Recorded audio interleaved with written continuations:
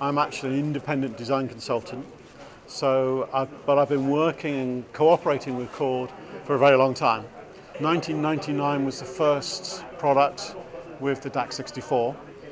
And then from 2001 onwards, for the next 14 years, most of my activity was creating intellectual property, patenting it, and selling it to silicon companies. So large silicon companies designing silicon chips, trying to get silicon chips to work in high-performance audio.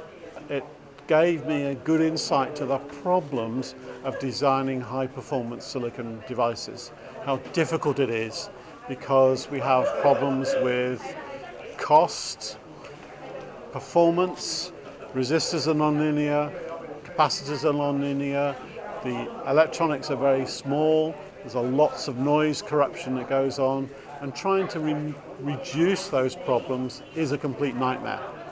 The benefit that I've got when I'm designing with Chord is that it's FPGA based, so I can have very, very complex digital circuitry that you would never employ in a conventional DAC. It's a discrete DAC, which means that we don't have problems of nonlinearity, we don't have problems of noise from the chip, so we get much better performance. The big key factor is cost. Everything is about performance, it's not about the hardware cost. With silicon, it's all about die cost and reducing that performance and getting as an acceptable level of performance. There's a direct relationship between the processing power that's built into the DAC and its sound quality. So with a sync function filter, as you double the tap length, you double the accuracy. Hugo2, we're looking at 11 bits or 12 bits worth of sync function accuracy.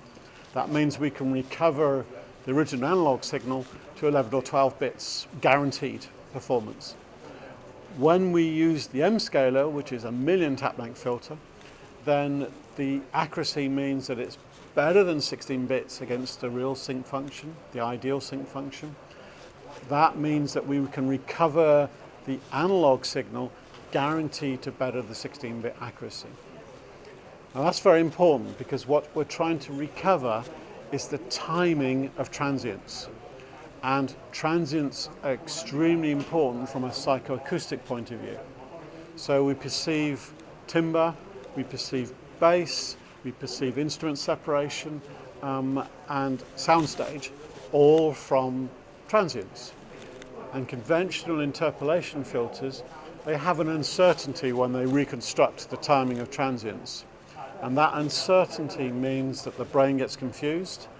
And when the brain gets confused, you can't perceive bass properly, you can't perceive timbre variations, and you can't perceive soundstage and placement.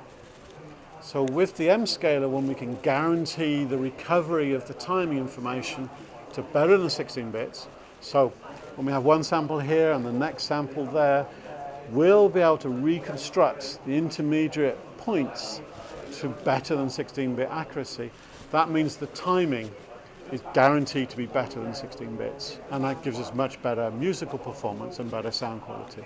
The company has two divisions.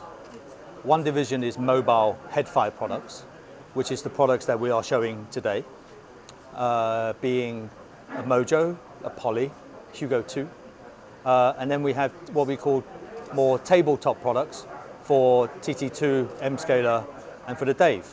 The portable market is growing, and we've seen this because our company grew exponentially with Mojos, with Hugo2s, and with Polys. So in terms of a trend, more and more people are buying Chord products based on its simplicity, also for its flexibility and sound quality. At the end of the day, it's all about the sound reproduction and the enjoyment of music. So from a Chord perspective, it is very important that we maintain this trend with future products that may or may not be coming, but we are definitely thinking about the next generation of products.